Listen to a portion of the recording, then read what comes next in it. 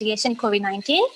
This is our 7th CBD program, and there are about 120 doctors participating with us today. And this is a 1-hour workshop which is done by Dr. Mahen Kotalawale, consultant clinical microbiologist at National Hospital Kandy. Please be kind enough to mute your microphones and your video cameras during the workshop. And if you have any questions, you can direct them to the lecturer panel by using a chat box. Now I warmly welcome Dr. Mahen Kotalawale to start this workshop. Over to you, sir. Thank you very much, ladies and gentlemen, for giving me this opportunity. And today what I thought was to discuss some aspects on COVID. So basically, I'll be talking about COVID risk mitigations for professionals. So basically, the whole idea is to have some idea about what we are going to do to prevent spread of COVID-19 among healthcare workers. So basically focusing on that aspect. So before my presentation, I would like to introduce the two words that I am going to use throughout my presentation. That is risk and mitigation. So what is a risk? So if you take the word risk, it says avadanama or avadanam.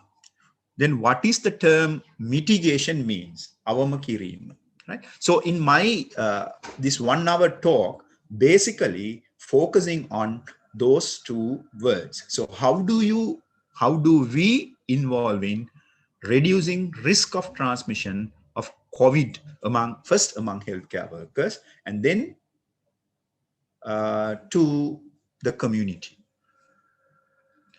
So in my presentation, I'll be using this frame to present to you whatever the facts that I have to produce to you.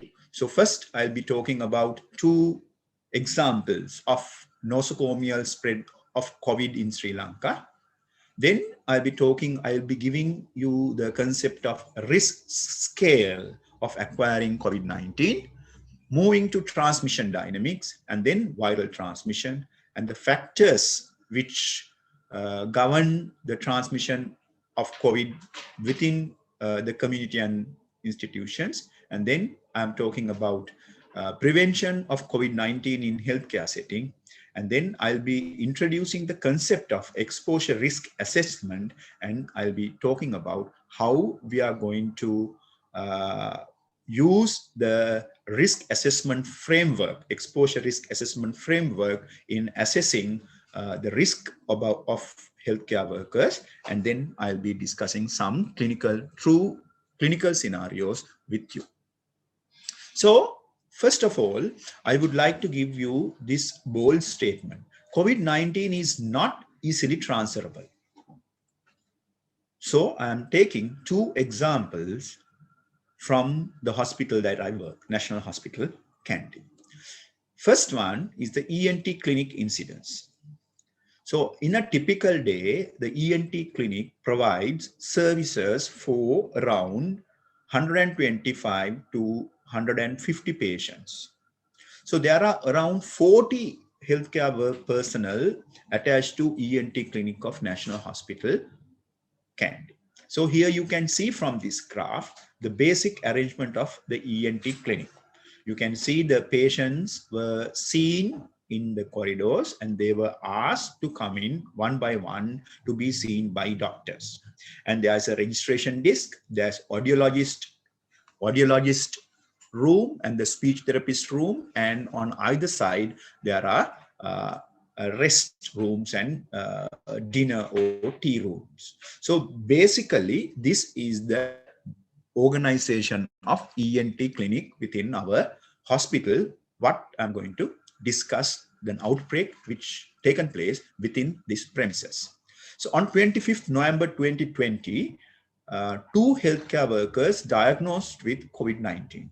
So when there is evidence of nosocomial or hospital spread, we generally further investigate into this. So on the following day, we have identified 15 additional healthcare workers who are having COVID-19. So, and this is the scenario on 24th November. You can see the red individuals, the healthcare personnel, were the carriers or the disease spreading individuals. On 24th of November, within the practicing of ENT clinic, there had been 17 contagious or infectious individuals within the practicing, the hospital unit. As a result of that, there had been 9 nurses, 4 healthcare assistants, 2 audiologists, and 1 speech therapy and 1 doctor who's from another ward got the disease. Altogether, there had been 17 patients, 17 healthcare workers infected with COVID-19 during that 2 days time period. But the cardinal feature of this outbreak is no doctors or patients got the disease. Here you can see the doctors seeing patients. There are nurses, the healthcare workers, the healthcare assistants were roaming around the theater, potentially spreading the disease, spreading the viruses all over. But instead of that, none of the doctors or the patients got the disease. So some doctors have been working on that area for more than 4 hours for 2 days, consecutive 2 days within the time period. But all 4 doctors who have visited that place during those 2 days were disease free upon testing. So we have sent them compulsory home quarantine, but after quarantine period, we got to know that none of them were infected. So if the disease is easily transmissible, like we are thinking now, right now, all 40 personnel within the healthcare institute, the ENT clinic should have got the disease. And also, in addition, there has to be some patients who was getting the disease. But fortunately for that, only 17 healthcare individuals who were infected originally were the affected parties at that place. So then the second incidence is eye operation theater incidence. 6 healthcare workers attached to eye operation theater were diagnosed with COVID-19 on 21st December 2021. So that is after the famous Brandix and Paliagoda fish market cluster. 1 detected on the first day and 2 other nurses and 5 others were detected later. So now in this scenario, 2 infected nurses who were contagious, they were having symptoms, and in spite of having symptoms, they were assisting the surgeon and anesthetist to carry out the surgery and to continue the surgical list. Here you can see with this infographic, you can see 2 nurses, one assisting and the other runner were having COVID positive, and they were actively helping the surgeon to carry out the surgical list. But no healthcare worker, the surgeon, anesthetist, or no patient were affected from COVID because of the fact that they were basically wearing surgical masks. So in these 2 instances, many healthcare workers and patients were safe, but they were not got the disease because of the fact that COVID is not easily transmissible. Why? Simply because COVID-19 is not transmissible as easily as we think. So you can see when you go to hospitals, many healthcare workers wearing this so-called PPE, the wraparounds and the coveralls. But they don't understand the fact that it is not transmissible through skin, and it has to be, the droplets should come in contact with the upper respiratory tract epithelium to get the disease. So they are not concerning on covering nose and mouth, but they are thinking all covering them up with the coverall and wraparound gowns. Simply, these people who didn't got the disease were following the very basic steps of infection prevention. As a result, they didn't get the disease.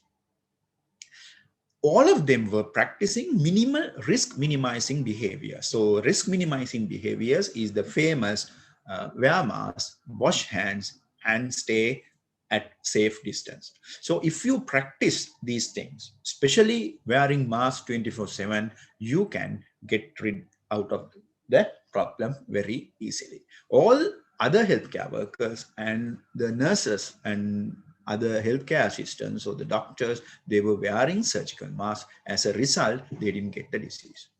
And after that, I'll be moving to the concept of risk scale.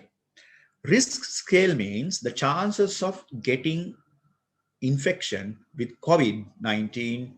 It is given as a picturesque presentation. Yeah, in risk scale consists of 0 to 100 scale. So if you were to get out of the disease and not to have risk of developing infection for 100%, you have to stay at home. So the lower risk end is staying home.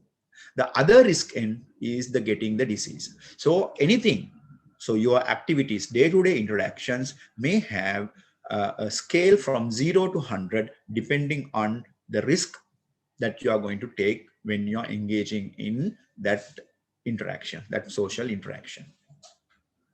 So the best way to get out of the outbreak, to get out of the disease, stay safe from the disease, is stay home all the time. But we know in practice, it is very difficult to stay home all times because of the commitments that we are having or that we are having to prevent the spread of disease. So once you move out from home, once you increase the interactions, the chances of infection will be increasing. So this photograph shows you the low risk behaviors, medium risk behaviors, and high risk behaviors of the interactions, the social interactions that you have.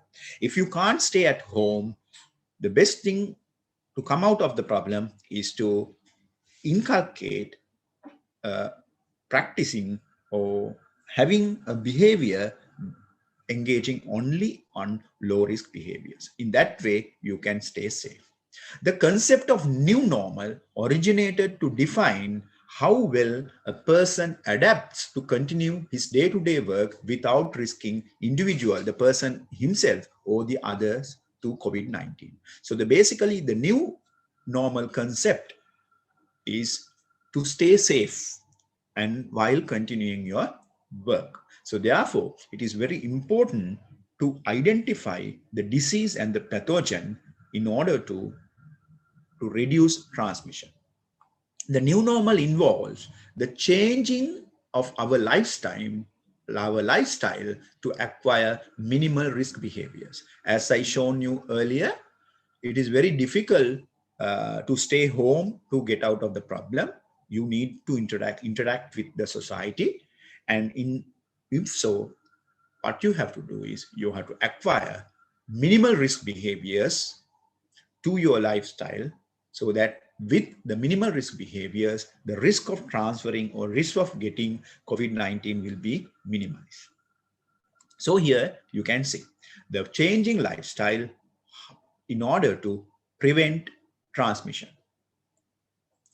To acquire the minimal risk behavior, we need to know how this disease is transmitted between individuals. So the thing is called transmission dynamics of SARS-CoV-2. So if we know the transmission dynamics, if we know the features of virus which promote transmission, you can avoid them. And to acquire safe behaviors or low risk behaviors by everybody will delay the transmission of SARS-CoV-2. So I'm moving to transmission dynamics of, when you are discussing about transmission dynamics, you should know the ways of transmission of disease and the source and the mode of transmission. So COVID-19 is spread from person to person. It is not a zoonotic disease. It is not any other type of disease. It is a disease which transmits from person to person. An infected, contagious person forms the source of infection. So the source of infection is the human, which can be transmitting the disease to somebody else. So if you minimize interactions between individuals, between the members of society, the risk of meeting a contagious person will be less, so that you will be minimizing the risk. And the predominant mode of transmission is droplet transmission. So if you know these things, the source, the mode of transmission, you can avoid the risk of getting the infection. You can reduce the risk of getting disease. So other mode of transmissions, the contact transmission and aerosol transmission. So we will discuss about droplet transmission. When an infected person breathes, talks, sings, coughs or sneezes, droplets containing virus will emitted to outside environment. Once these droplets passes through nasal passages of a susceptible person, it will initiate the pathologic process on the epithelium of nasal mucosa. So once the virus attached to the receptors of the nasal mucosa, there is no way of reversing it. Either you use the smoke or any other steam or any other substance on or gargle or use anything, you can't reverse that. If one exposes to high viral load means high amount of viruses, the probability of infection will be high. So therefore, exposure of high viral load means exposure of more virus carrying droplets. If one remain closer to a contagious person, the risk of acquiring COVID-19 is high. Here you can see a contagious person producing droplets. You can see the highest amount of droplets are concentrated in closer to his portal of exit. So that is the nose and mouth. So as it goes further into away from the patient, the contagious person, the concentration of droplets will drastically drop. Higher the time you spend with a contagious person, the risk will be high. The probability of infection will be proportional to type of respiratory activity. So if the contagious person is breathing at rest, the number of droplets produced, contagious droplet produced by the infectious individual will be less. If you speak, it will be more than that. If you sing, it will be further increase. If you exercise, the droplet concentration will be more. Shout, concentration will further. Cough, it will go further. It increase further, and sneezing. So the type of respiratory activity decide the amount of droplets that a contagious person produce. So in that case, if you can avoid face-to-face confrontation with a symptomatic individual, the risk of acquiring COVID will also go down. Understanding the virus transmission. So when we talk about the virus transmission, there are two important concepts that we have to understand. One is contact emission rate. It is given as ERQ. So contact emission rate means, and the second one is airborne infection risk score, AIRS. So these two concepts, if you can understand and if you can work out a plan to minimize these, you can get out of the problem of getting COVID. So first we'll see what contact emission rate is. Contact emission rate means, quantum means as in quantum physics or quantum theory, it is the number, the packets, the number of packets. So the amount of packets of infected particles emitted by a contagious person. So it is number of infectious particles emitted by a contagious person per hour time period. So if the number of contact is increased or high, the chances of infection will be increased. So this contact emission rate is expressed in quantum emission rate per hour. So generally, it believes that a contagious asymptomatic or post-symptomatic person emits around 50 infectious droplets per minute. So here he can see an instance where high quanta emission is there. So a symptomatic patient producing droplets containing viruses comes into face-to-face with a susceptible individual and in close proximity. You can see the number of quantum of infected particles will be high in this instance. The same instance, if the contagious person wearing a mask, the number of quanta produced within the time period will drop significantly. So when you have low quanta emission, the risk of infection is less. A symptomatic patient emits more quanta of droplets containing viruses than an asymptomatic patient or a post-symptomatic individual. So the second concept is airborne risk score, airborne infection risk score. So this risk score reflects the probability of acquiring COVID-19 after an exposure. So here I have demonstrated this.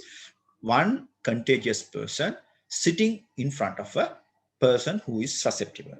So this infectious person produces number of contagious particles amount X, and the susceptible person inhales a contagious particle number Y. So if the contagious person produces more infected particles, the chances of the second person getting the disease will be high. And again, if the second person, the susceptible person, inhales more quantum of droplets, the chances of infection will be high. The third parameter which comes into this equation is the degree of dispersion or destruction of viral particles from within the environment. So if the dispersion is more, and if there is more destruction of the viral particles, when it emits into the environment, the risk of infection will go down. So generally, when you multiply these X and Y, you get the risk of transmission of the disease. The reciprocal of dispersion will be the other factor which decide airborne infection risk. So when the dispersion is more, the risk is less. When the destruction is more, the risk of getting COVID is less. When one produces more quanta, the risk is increased, and when produces less when less is inhaled, by effectively wearing mask, you can reduce X and Y, and by distancing between the contagious person and the susceptible person, you can increase the dispersion and destruction of the viral particles.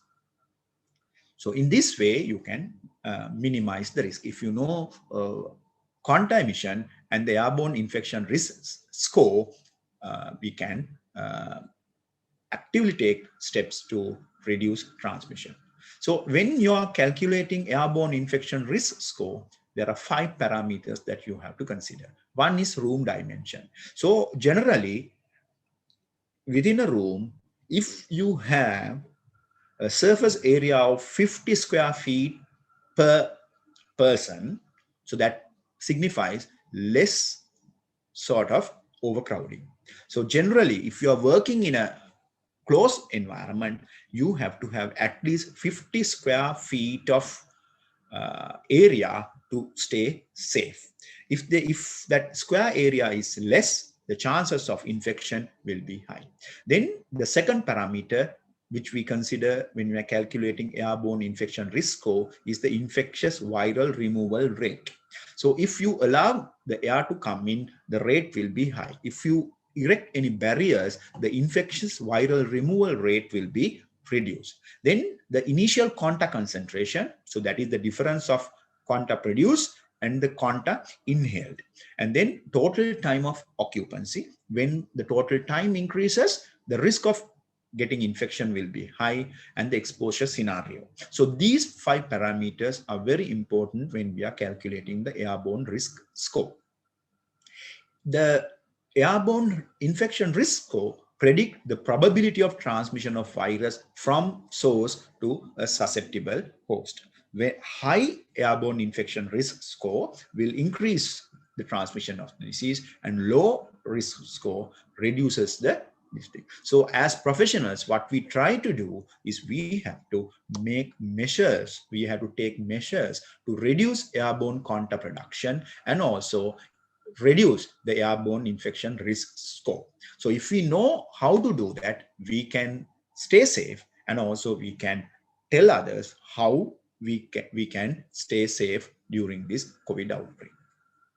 The tools such as airborne infection risk score and contamination rate per hour will guide us to understand how to stay safe during the outbreak.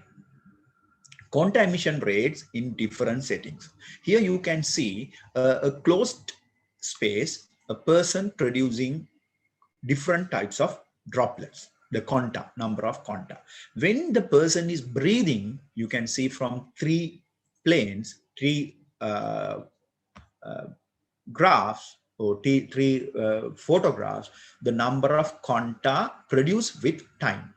Here, if he's breathing, the number is less. If he's speech, the number is, and if they are singing or shouting, the number of droplets produced within a time will be increased. So if you are within an enclosure, it is always better to stay without speaking or without shouting or without singing. All these things can be done outside. The contact transmission. Contact transmission is not considered a significant mode of transmission of COVID than droplet transmission. The airborne transmission is another way of transmitting COVID, but it is basically limited to closed environments. The airborne transmission is important in closed buildings when more infected person present at any given moment.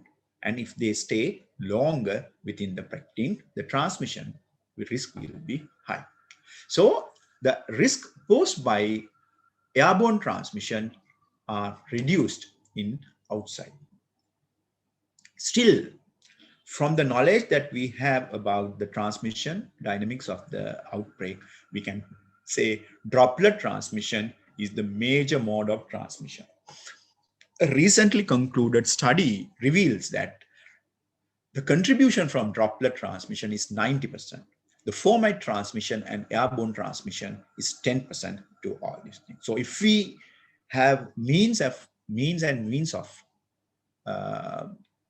prevention of droplet transmission, we can reduce the spread of outbreak.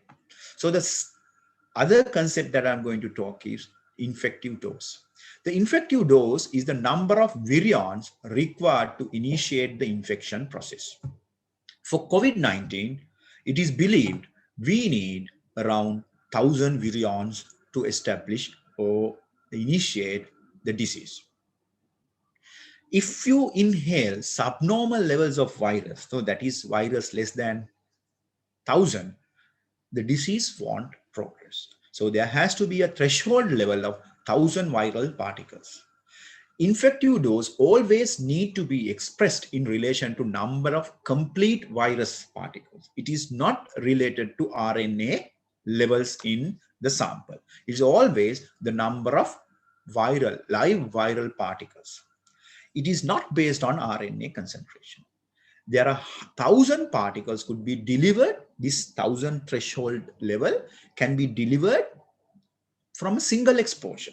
So you can get a single exposure. Or this 1,000 can be delivered 10 exposures, which has 100 particles each. Or it can be delivered 20 exposures of 50 virions each. So that means you can get the disease from a single exposure or gradual exposures over time. If you come into face-to-face with a person who is sneezing or coughing with symptoms symptoms, the infective dose can be delivered in a single step. So if you come to face with a cough of a person who is contagious, 100% you are sure that you will be getting the disease. So this is the instance where you need to have a visor. So that will prevent this splashing droplets coming into contact with this thing. Visor and mask is very important for healthcare workers to stay safe during the outbreak. Breathing and soft speech will deliver the infective dose slowly over time, and it requires exposure over long time duration. So if an asymptomatic or a post-symptomatic or mildly symptomatic individual comes in contact with you, the chances of getting the disease will be less. So if you're wearing a mask, if the contagious person is also wearing the mask, you need much prolonged exposure to get the disease. When a person moves away from a probable source, the risk of transmission reduces.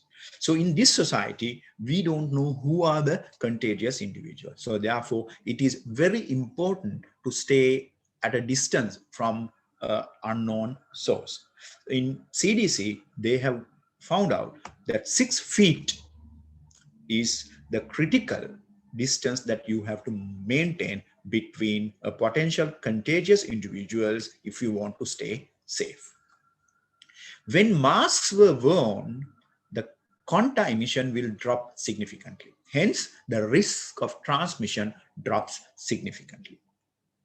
A contagious person is breathing normally will release around 50 virions per minute. So at a rate of 50 virions per minute gives us a safe margin of 15 minutes to say safe 1 meter from an asymptomatic contagious person. So if you stay more than that, without mask, the risk of infection will go up, because within that time period, the threshold level of 1000 virions can be delivered to that person. When the contagious person wears a mask or suspected host wears a mask, the risk of infection significantly drops.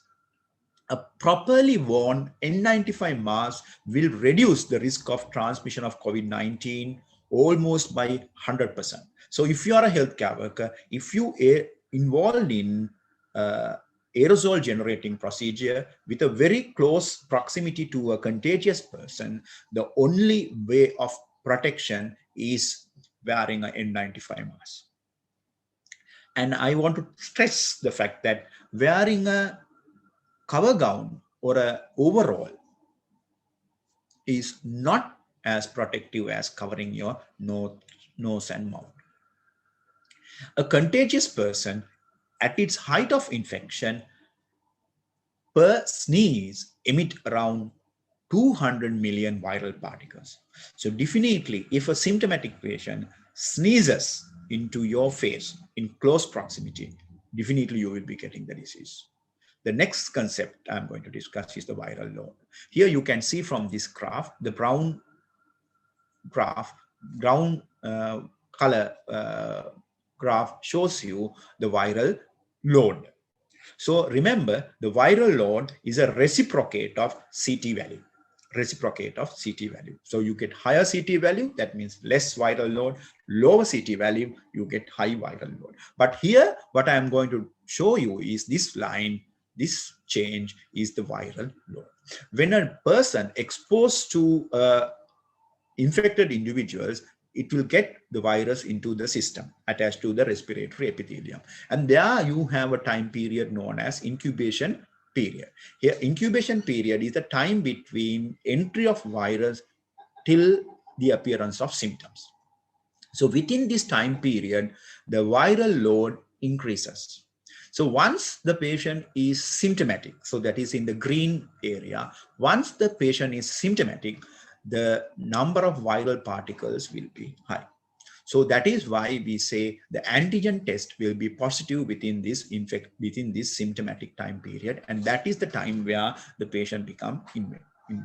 So when in and around appearance of symptoms, you get highest viral load. So that is the time where the chances of spreading the virus is highest. So that is why we promote people to stay home if you are symptomatic. The highest viral loads were noted in and around the onset of symptoms. The virus load gradually wanes off with passing time. An infected person said to be infectious. So this is very important when you are assessing the risk. An infectious person said to be infectious 2 days prior to onset of symptoms till 5 days after onset of symptoms. So generally the time period goes around 7 days, 2 days prior and 5 days after this thing. So if you can avoid this time period, it's a very difficult task, but gradually, if you can avoid this time period of 7 to 8 days, the chances of getting the infection will be less. So any exposures, you have to make sure that the exposee remain isolated in this time period and you won't be getting the disease. Here you can see the disease is more spreading in first few days, that is symptoms, appearing of symptoms, and this is the time period up to first 7 days. So this is the very critical area in when we are trying to control the disease, especially in and around the time period of appearing symptoms. Any condition leading to fast respiratory rate increase the risk of emission. Cough, sneezing, and shouting will emit highest viral loads. Inhalation of higher viral loads are associated with severe illness. So this is very important concept. So if both parties, the contagious individual and the susceptible individual, wears mask, the chances of getting a severe sequelae will be less. So in Italy, they got 10 death out of the death, 10% of the deaths were healthcare workers. Basically, the reason for that is the healthcare workers, they didn't use PPE. The Ministry of Health advised them not to use mask when they are coming into contact with the patients. So the healthcare workers were exposed to the droplets and they got severe manifestations, and many as 10% of healthcare workers out of the total deaths were healthcare workers. So that is the reason for having this thing. Low viral loads are associated with lessen the COVID-19 severity. So the low viral loads. So if you are get exposed to low viral loads, so definitely we know that the chances of infection, the severity of infection will be less with low viral load. The other concept that I'm going to talk is the attack rate. So you have to be very cautious when we are talking about the attack rate. Attack rate in the sense the number of secondary cases you get after an exposure, after a positive patient's exposure. It's known as secondary attack rate. So you get an initial positive patient, how many individuals get affected by COVID following an exposure to a positive individual. So in USA, when the USA outbreak, when they are concerning about the USA outbreak, they have found that Indo exposure will have 15% secondary attack rate, a 15% of secondary attack rate. In contrast to Indo, the outdoor exposures will give you something like 0.5%. So that means if the exposure takes place in outdoors, the chances of infection will be less by factor 30. 30%, 30 times less secondary attack rates in outdoors. If you remember the Ariale incidents or Royal Thomaian incidents, we know positive person has exposed to many hundreds of these things, but they didn't produce any secondary attack cases. The reason is the dilution of droplets produced because of the fact that the exposure had taken place in outdoor. Most infected with COVID-19 are either family members, so they have given family clusters, or workplace clusters. So the COVID is very, very characteristic because number of individuals infected were either from within families or within institutions. So that makes it very, very easy for us to control the outbreak if you follow the common or the successful steps. Wearing mask and distancing will have protecting influence by reducing the inhaling, the reduced viral loads. But when the time of contact increases, even mask and distancing would not be sufficient to prevent spread of COVID. Factors increasing the transmission of rate of COVID. Time spent with a positive case. We can all understand if there's more time, there will be more contact production. So therefore, the chances of infection will be high. So if you spend higher amount of time with a positive case, so that is why you get household contacts or institutional contacts. A person coming with disease stays time in the institution, you get more time with them and the chances of infection will be high. So you can see from this demonstration the number of infectious particles produced in the closed room. You can see with the time the number of infectious particles will be high, so that the chances of infection, if you stay longer, if the area is closed away from ventilation, the chances will be high.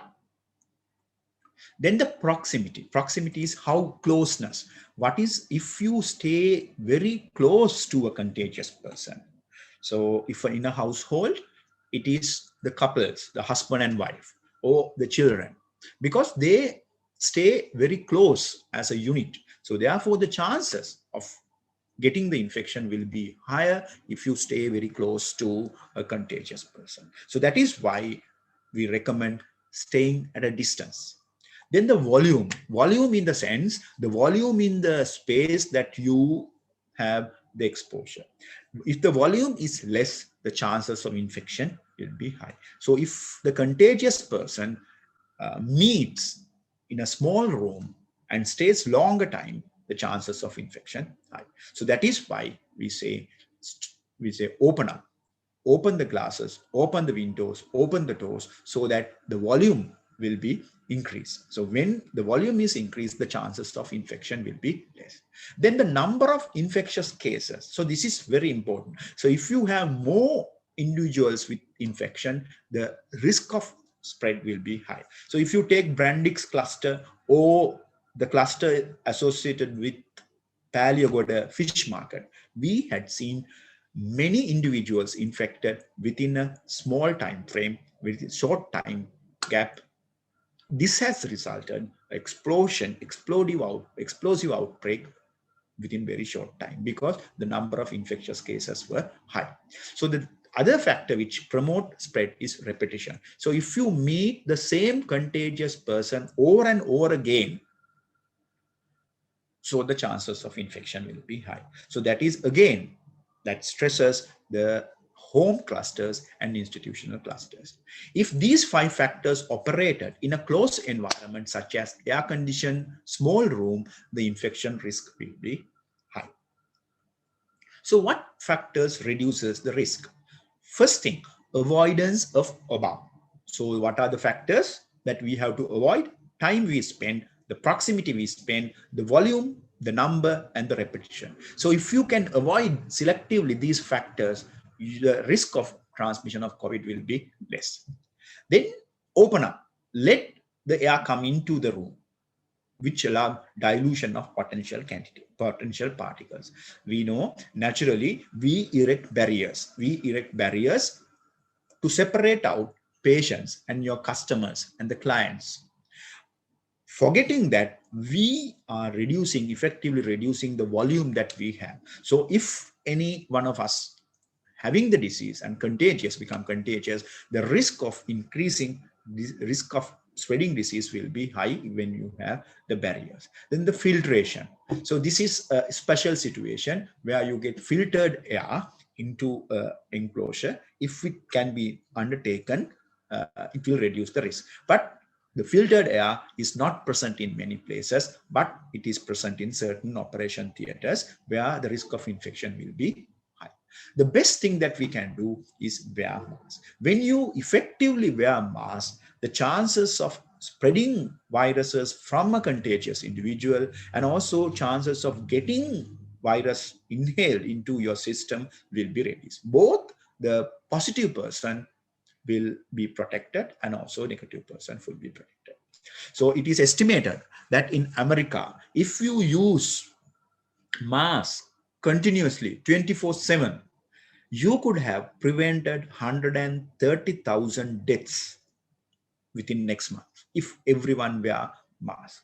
So it is very important. So if you wear mask for 24/7 for 28 days in Sri Lanka, we can drop the rate of increase of this current outbreak more than the vaccination. The distancing, as I said earlier, it again reduces the risk. Airflow and ventilation. So this is another thing. So if you allow air to come in and droplets to dilute the droplets, the chances of infection will be. And the most important is reduction in numbers and gatherings and congregates. So when you have more congregates, more gatherings, the chances of infection will be high. So initially, during the Italian outbreak, there had been a football match, which helped the outbreak to spread explosively throughout the country. So reduce the number of gatherings, reduce the congregates, reduce the numbers, you can reduce the transmission rate. Prevention of COVID-19 in healthcare setting. Healthcare setting is a very important setting. It is considered a critical service. So even with the midst or height of outbreak, you can't stop work in the hospitals. So therefore, critical infrastructure and critical services, even if you get few cases, you can't stop, you can close down these things. So it's a very important concept that we have. When one healthcare worker gets the disease, in no time, it will spread along other colleagues because they spend more time together. Here you can see from this graph, if one person with the disease comes into contact with other colleagues, you can get an outbreak, a local hospital outbreak of COVID-19 within very short time. Because in the hospital, we stay more time close together. Why? And why we get outbreaks in the hospital is the fact that because we are always thinking, assuming that the disease is brought by the patients. So we take all precautions to avoid transmission from patient to healthcare workers. So up to date, so this is 1 week back, in National Hospital Kandy, where I work, there had been 84 healthcare workers diagnosed with COVID-19. Only 2 of them, only out of the 84, only 2 of them linked to patient exposures. All other exposures were due to exposing to ill healthcare workers. So that data shows us clearly when you have this sort of thing, the chances of spreading among healthcare workers will be high. So therefore, to exposure to healthcare do not. So it is very essential to have a uniform and scientific risk assessment to prevent unnecessary disruption of health services. Therefore, all efforts has to be made on the base home quarantine, strictly scientific basis. Right. So with the background of knowledge that I have given the different concepts, so we will be moving to exposure risk assessment. So this is the highlight of my presentation, exposure risk assessment. Exposure risk assessment need to be carried out in 2 situations. One, risk assessment when a group of healthcare workers exposed to a positive patient. So the positive patient, exposure positive patient. We all know that disease can be transmitted from COVID positive patient to a healthcare worker. So when a situation like that happens, we can get the disease. For that, risk assessment can be done. Then the second exposure is when a group of healthcare workers exposed to a positive healthcare worker, a positive COVID positive healthcare worker giving disease to other healthcare workers. So when we are having exposure risk assessment, we have to consider those two aspects. So steps in exposure risk assessment. So there are 4 basic steps. So if you know, if you want to assess your risk of exposure, you have to consider these 4 steps. First one, identification of the index case.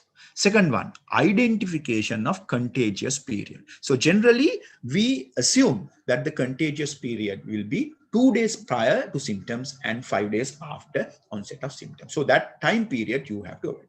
Identification of healthcare workers who have exposed and their identification of their risk categories. Then identification of exposure risk and then recommendation. So these steps are very important in exposure risk assessment. So you identify the index case, identify the contagious period, identify the exposed healthcare workers and identify their exposures, and then recommend, depending on their exposures, what actions you have to take for this thing.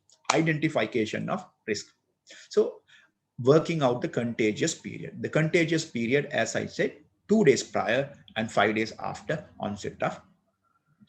Find out the significant contacts. So we have to find out the significant contact using knowledge on contact emission. So I have discussed about the contact emission and airborne risk score. Categorization of individual healthcare workers to different risk classes. So there are three risk classes. Low risk. So if the healthcare worker who was subjected to exposure to a contagious person has a low risk, they can continue the work. And if they are in high risk group, we can recommend them for quarantine. And there's a risk factor which is not in low risk and it is not sufficient enough to categorize as high risk. So they are categorized as moderate risk. So when you have moderate risk, you can work in the hospital following the moderate risk precautions. Low risk exposures. If both index case and exposed healthcare workers have met during contagious period, not met during contagious period. So when you are assessing, if the contagious person and the susceptible the person, if they have not met within that infectious or the contagious period, it is considered as a low risk exposure. For that, you have to get the history. Then if the meeting between two is brief and both parties wore masks, the risk will be less. If the meeting between the contagious person and the susceptible person and only one party wears mask and the time spent together is less, so you can consider it as a low risk.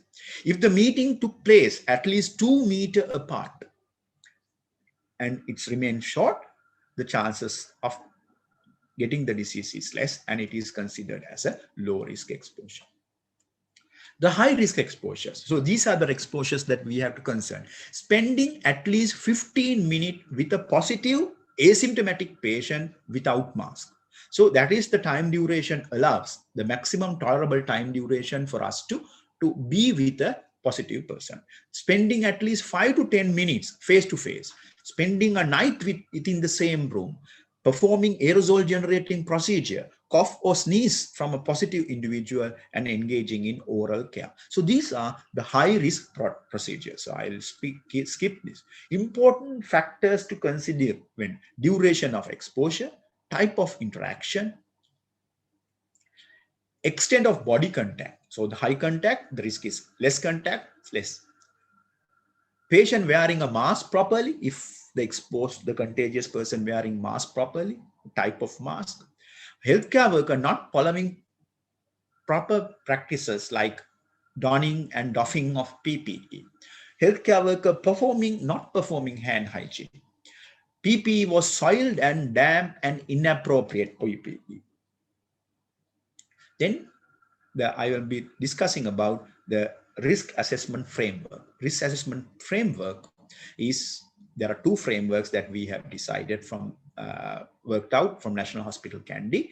The risk assessment framework for group of healthcare workers who exposes to positive healthcare worker, positive patient. So these are the 7 parameters that you have to go through. So depending on these 7 parameters, yes or no answer will be put into this, and we can provide you with this risk parameter. So depending on the answers, the nature of answers to any of these 7 parameters, if at least one get the yes answer, you have to consider that is a high risk exposure and recommend quarantine accordingly. Then the second group of risk assessment is risk assessment when a group of healthcare workers exposed to a positive healthcare worker. The COVID positive healthcare worker. Here, this framework gives you some idea about the risk categorization after this. So these two templates are very easy and user friendly and tested. So if you can use this risk assessment tools, so you can verify and quantify the risk, and recommendations can be made depending on this thing. At the moment, these two parameters were used in our hospital for risk assessment of healthcare workers. So there will be basically 2 risk assessment: the local risk assessment conducted by the ward and the unit, and the systemic or the secondary risk assessment conducted by the risk assessment committee. So with that thing, we can shortlist number of individuals who are having high risk, and we'll be secondarily giving them recommendations. So we need to assess the risk in following situations. A healthcare assistant was brought a positive patient to a trolley to admission room. The healthcare worker is wearing a surgical mask, visor, gloves, and an apron. Time of spent is 15 minutes. So what factors to consider? Whether the patient is symptomatic or asymptomatic, whether the patient is coughing or not, whether the patient has worn a mask or type of mask, type of contact and proximity, air volume. So if you go through these factors that I have mentioned earlier, you can easily find out whether this exposure is a significant exposure or a mistake. So another exposure, high risk patient brought to ETU from, so I'll go through. So this is the ETU exposure. You can see a person is brought to ETU following road traffic accident, and then the person was subsequently found as positive for COVID. So what are the risks for other healthcare workers to get the disease? So here with the risk assessment framework, so you can assess the risk and find out whether the healthcare workers are truly having a high risk exposure or not.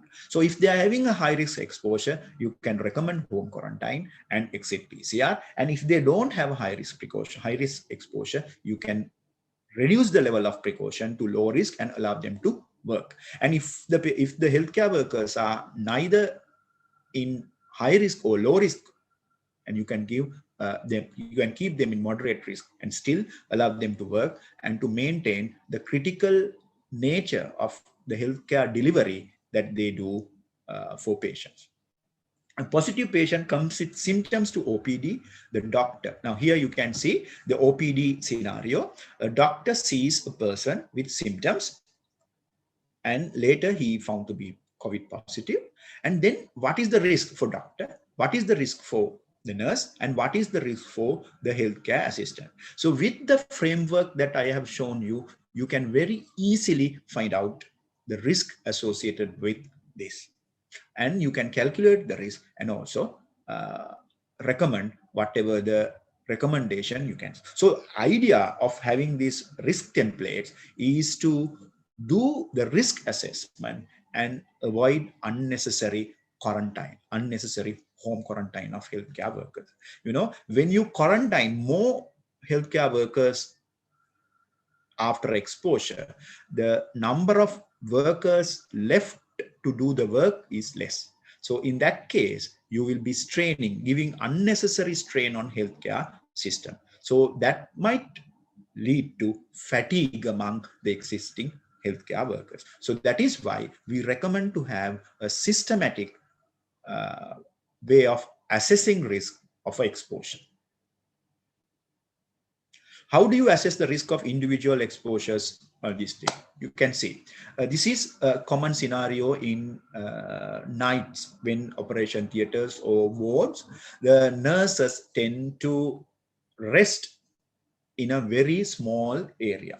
If one nurse gets the disease, so the whole night the nurse will be producing droplets, contagious droplet within a very short area, very short volume, very small volume. So virtually giving the disease to everybody, right? So if you can identify these areas where the chances of getting the disease or conveying the disease or transmitting disease is high, you can selectively try to address them and avoid it, and you can reduce the risk of transmission in the hospital.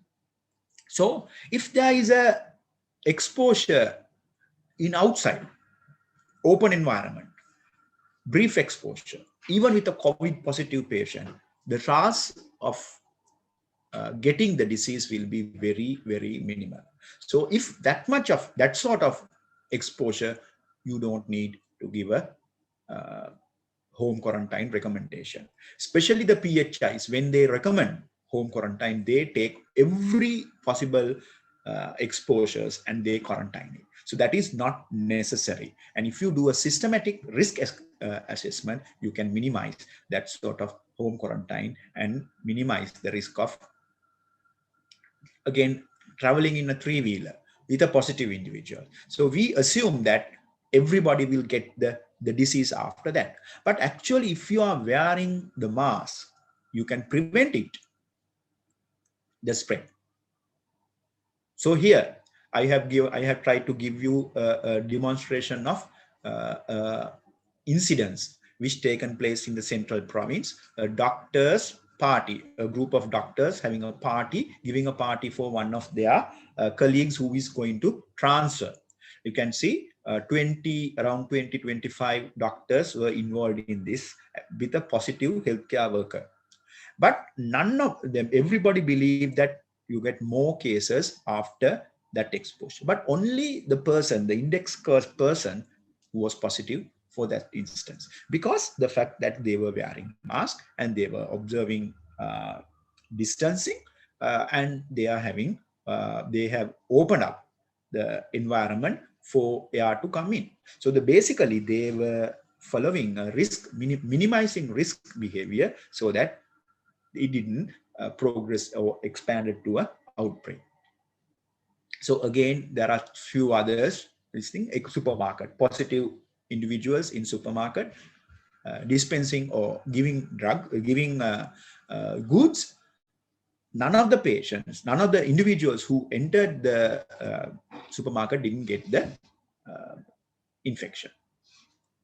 So buying from open market, again, even if the Mudalali is positive, there's no risk of getting the infection because there is a lot of volume, dilution effect also, and also the healthcare, the individuals who are going to market will be using the mask. So in that context, you can prevent the disease. So here is a very interesting case. Two families living in a flat. One person, the elderly person, coming with COVID-19 to their home. And this is a 600 square feet apartment, and two families living in with 11 members living in the same practice. So what happened? After 2 weeks, that the person has given the disease to 5 new cases because they were living in a very close proximity. And what happened at the end? The lady, the wife of that particular person, died of COVID because of the fact that they were simply overcrowding the area and there had been more interactions. So in this sort of scenario, it is very difficult to prevent spread. So you have to use mask even within the home. So again, Matugama bus incidents, two individuals were traveling. So they have given the disease to as much as 6 new cases. So that is long distance traveling in an AC compartment without mask. Having deals with the infected healthcare worker, so this is again a situation, a scenario that we have recreated in the hospital. A healthcare worker, symptomatic, giving disease to her colleagues. You can see 2 of her colleagues got the disease because of the fact that they are high risk behaviors, like they are taking meals together. So if they have practiced this, that is one, taking meals and going out. So that sort of thing, even if they get the disease or if they are having the disease, the chances of spreading will be less. So as healthcare workers, we have to have a clear policy to prevent such instances. In summary, you can see when COVID-19 patient coughs, sneezes directly to a face of a susceptible individual, the risk of acquiring COVID-19 will be very high. If somebody stays in a room or in an enclosure with a COVID-19 patient, the risk will be high. Smaller droplets and particles will remain in air for longer duration. So if a person stays more and comes into the contact with another person within that enclosure, the chances of infection will be high. Moving from enclosure to open space or opening up the doors or opening up the windows will reduce the risk of transmission of COVID-19. The aerosols or suspended particles gradually reduces when the shader is moved out. So therefore, if you come across a person, so try to take him out of the ward or taking out of the place as soon as possible. So if you do that, the chances of getting secondary cases will be less. With the passing time, the amount of infectious virus in respiratory droplets decreases. So when you remove the person, with the time, the droplets will go down. Chance of transmission of COVID-19 depends on amount of viral particle coming into contact with the subject. So the coughing and sneezing, high level of exposure is there. Shouting loud or singing will shed more viral particles. Breathing and soft speech produces less viral particles. With the use of mask, the amount of particles shedding will drop dramatically. So the chance of infection is also goes down. So therefore, as responsible healthcare workers or healthcare providers, we should always wear masks, the appropriate mask, and use the mask appropriately so that we can contribute positively to prevent spread of disease. So if all of the country uses mask 24/7 for 4 weeks continuously, we can effectively drop the new cases by almost 60%. So that is more than the changes that we anticipate from vaccination program. So even with the vaccination program, the anticipated findings will not come into reality, not become a reality if you drop the practice of mask wearing. So again, as the final 2 slides, I'm going to give you this one, which I have posted in my Facebook. COVID-19 වැළඳෙන්නේ ඔබගේ වරදකින් නොවන අතර ඔබෙන් තව කෙනෙකුට පැතිරෙන්නේ ඔබගේ දොසකිනි. සෑම විටකදීම මුව ආවරණ පළඳා COVID-19 බලන්න. Thank you very much. And if there's any questions, I can answer this thing. So I have 5 questions. So it is number 1, we have received first dose of vaccination. What is the risk of getting COVID-19 if we expose to a patient? So that is first dose of vaccination. That means after 2 to 3 weeks time, you will be producing antibodies against COVID-19. So the risk of getting COVID-19, so that is bit unclear. So if remember, vaccination won't protect you from infection. ඒ කියන්නේ disease එක හැදෙන එක වළකින්නේ නැහැ vaccination එකෙන්. disease එක හැදෙන එක වළකින්නේ නැහැ.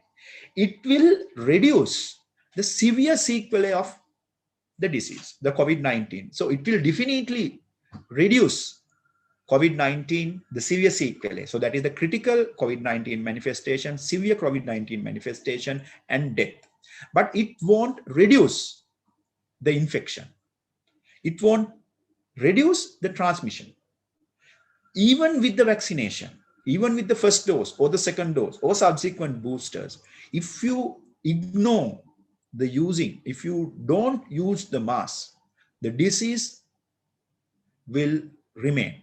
So there are in other countries where they have rolled out the vaccine, they have found rebound increase in COVID cases due to vaccination process, not due to the vaccination, but due to easing of the masking policy. So therefore, whatever the vaccine, whether it is Pfizer, Moderna, or Covishield, or Sputnik, or Sinovac, whatever the vaccine that you use, you can't stop wearing mask. So if you wear mask and do the vaccination, you can get out of the problem within 1 year. But if you wear mask 24/7, up to 28 days or 4 weeks, you can reduce the number of cases by 60%. So therefore, I stress again, vaccination you have to do, but the number one factor to reduce the outbreak is universal masking. So therefore, the chances of getting infection is still same, but you won't be getting severe sequelae. What is the suitable time period for second dose of COVID vaccination? So again, so there are different thoughts whether we should go ahead with 4 weeks schedule, second dose, or 12-week schedules. So it all are mathematics. With the 4-week schedule, 70% will be protected. With the 12-week schedule, 90% will be protected. So why aren't we recommending 12 weeks? So what my personal thing is, even a single dose is enough to fight this outbreak. Even a single dose is enough. Because after 2 to 4 weeks of getting the vaccine, you will be protected from severe disease, severe manifestation, and you won't die of COVID. So that is the beauty of vaccination. But whether you give it at 4 weeks or 12 weeks, so it is numbers, 70% protection versus 90% protection. But to get that additional 20%, you have to wait how many weeks? 8 weeks. So within that 8 weeks time, you can get the disease. So therefore, if you can achieve a 70% with 4 weeks, so that would be the best thing. So if you can achieve 60% of protection within 2 weeks, so that is preferred. If you can achieve 55% of protection with single dose, so that is the best thing. So whatever the thing that I'm telling you, whether this is 4-week schedule or 12-week schedule or 6-month schedule, so you have to get the vaccination early and roll it out early and give it to masses within very short time.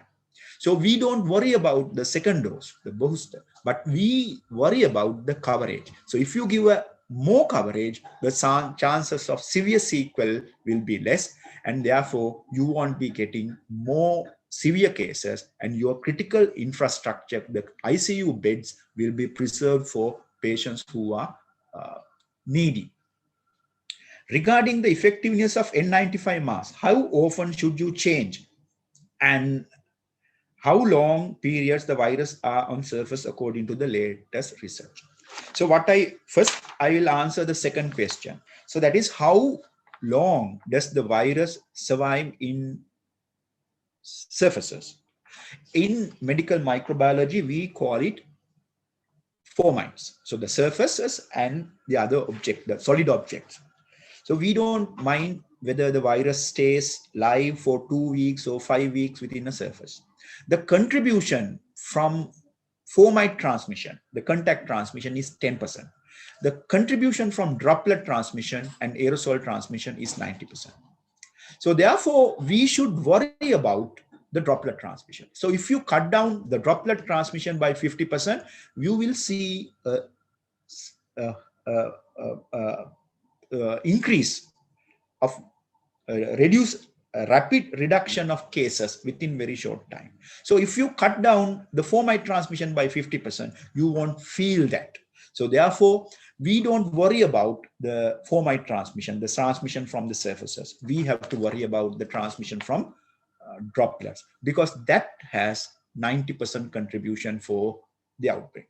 So we don't mind getting 1 or 2 cases, but we mind getting large number of cases within very short time. So therefore, we should not worry about the surfaces. We have to worry about the mask. Mask will protect the droplet transmission. So that contributes for 90% of transmission.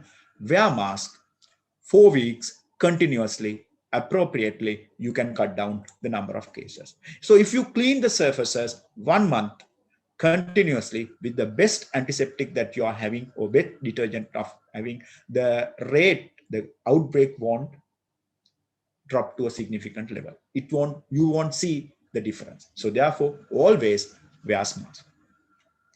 So I think it is not necessary to worry about the virus survival on surfaces. So therefore, I am not going to discuss on that. So regarding effectivity of N95 masks. So the N95 masks are for healthcare workers. Healthcare workers who are engaging in aerosol generating procedures. So if you wear an N95 mask properly, the chances of preventing the disease transmission is 100%. It is absolute. And how often should you change it? So generally, when you wear the mask, you have to keep the mask till the risk exposure is still there. You can't take it out. You have to keep it till the exposure persists. So if you work, you have to keep it. So you can't take it out, put it back, take it out, put it back, and you can go to tea. So that sort of thing is not allowed in infection prevention. So if your shift is 6 hours, and if you are engaging in the positive patients doing aerosol generating procedures, so you have to keep the mask for full 6 hours. Another thing is N95 mask is not available. So therefore, there's a way of reusing N95 mask. So that, of course, you can do a personal reusing. And the risk performing procedures like cannulation, checking CBS, that is, I think, checking CBS in the sense blood sugar or complete blood count, blood sugar, maybe suturing in the absence of PPE, only the presence of shield and mask. So that is perfectly all right. So the shield and mask is also PPE. So they are part of PPE. So you can do this, check blood pressure, do IV cannulation, and if you wear the surgical mask and the shield. So those are the 2 appropriate personal protective equipments which provides highest level of protection, not the gown. So therefore, this mask and shield is also PPE. So those are the recommended PPE to avoid COVID. So don't worry, you can do IV cannulation, check blood sugar, suturing, only with surgical mask and visor. Nothing, you will be, maybe I can't tell you you're 100% protected, but you're protected to maybe 99%, not like in 95 mask. So initially, when I have given you the example of ENT clinic, the surgeon stayed in that the premises for 2 4-hour sessions only with a surgical mask without getting the disease. So therefore, a properly worn surgical mask is very good in protecting yourself. What is the effect of double masking? Double masking. Actually speaking, double masking will be, I don't favor using double mask because it reduces a chance of somebody else using the mask. If you wear a mask with shield, that is more than enough. Now, the recent evidence says if you wear two masks, the chances of getting protection will be high.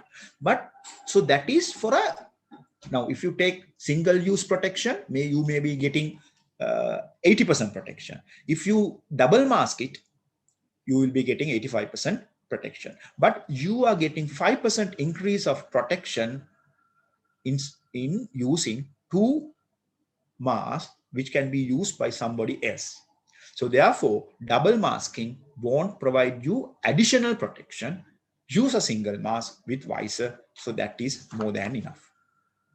How would you consider the contagious period in an asymptomatic case? Actually speaking, now we have been following up patients, the healthcare workers. Up to now, around 100 healthcare workers, we have analyzed the symptoms. Only 3 or 4 genuinely asymptomatic patients were there, genuinely asymptomatic patients. So if you analyze their symptoms, nearly 95% had some sort of symptoms. They were categorized as post-symptomatic. So therefore, the problem doesn't come into play asymptomatic. Actually, they are not truly asymptomatic patients. So they are post-symptomatic. So if you go in the history, and they will at one point, if you ask directly about the symptoms, you can find out that they got the symptoms. So therefore, post-symptomatic or asymptomatic individuals, you can find out the date of exposure, the first day of symptoms.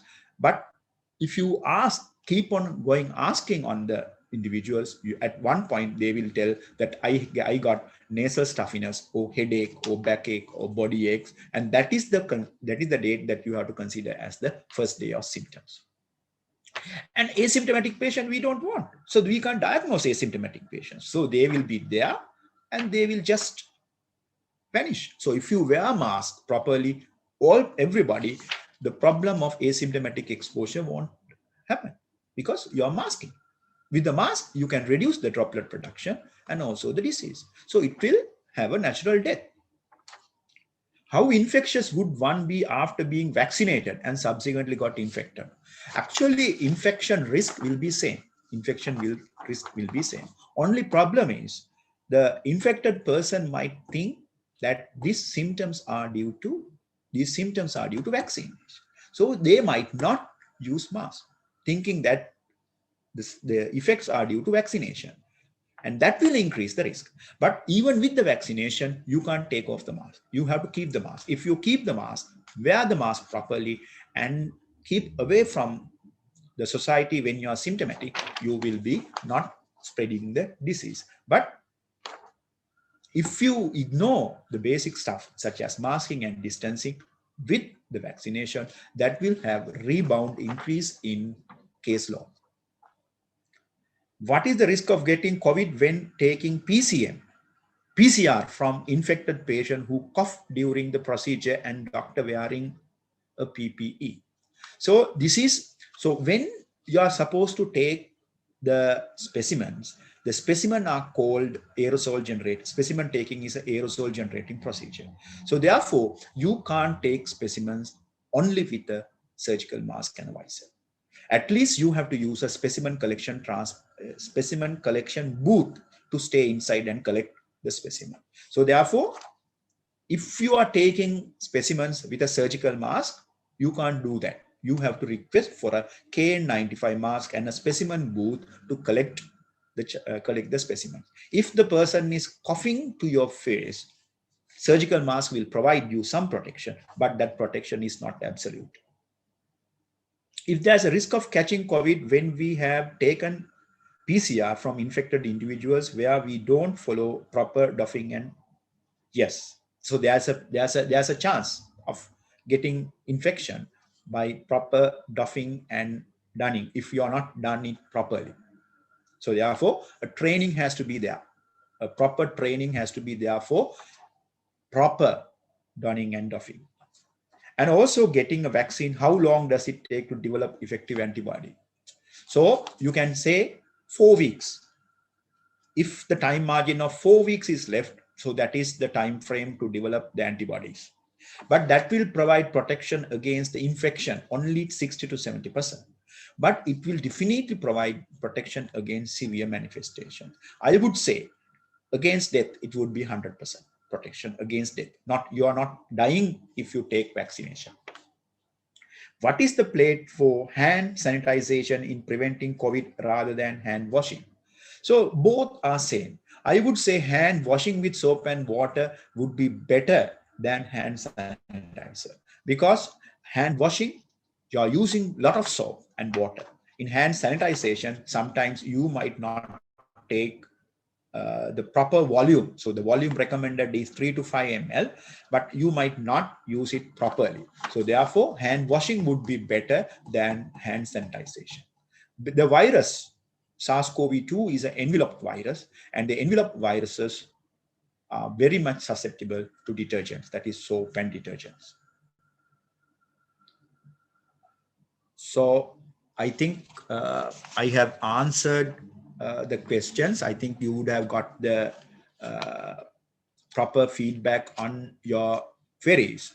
Anyway, even no, you can have a lot of queries. Now this is a request that I'm going to make from the GMOA membership, the professionals involving in COVID-19 care. Healthcare is a critical service. So you can't stop work in hospitals, because even if you get COVID. So therefore, it is very important to avoid COVID when you're during working. For that, you have to practice what is known as universal masking. You have to wear mask always. If somebody comes into your close to you, within 2 meters, both parties has to be with a mask. And you should avoid unnecessary loitering inside small rooms. Especially when you are resting and when you are taking meals or taking tea, don't remove your mask. Ask somebody to take their meals and go, and then come back in turns, and avoid all situations where there can be transmission with no mask. So therefore, please make sure to wear mask, and always give a mask to the patient. And if you are coming closer to the patient, always remember to wear the mask and visor together. Minimize the time period you are spending with the patient. So that is better for the patient as well as you. And if you engage in any aerosol generating procedure, make sure that you wear KN95 or N95 mask and the visor always. And avoid aerosol generating procedures if it is not life threatening or if it's not affecting the life of the patient. And always do not try to do the standard examination, history taking, spending too much of time with patients. So always reduce time. So now this is a crisis situation where you have to adapt your medical examination techniques, treatment techniques according to the crisis, to face the crisis. And don't use the conventional way of examining patients. So you have to be rapidly, you have to evolve to face the outbreak. Otherwise, it will go on and infect many healthcare workers.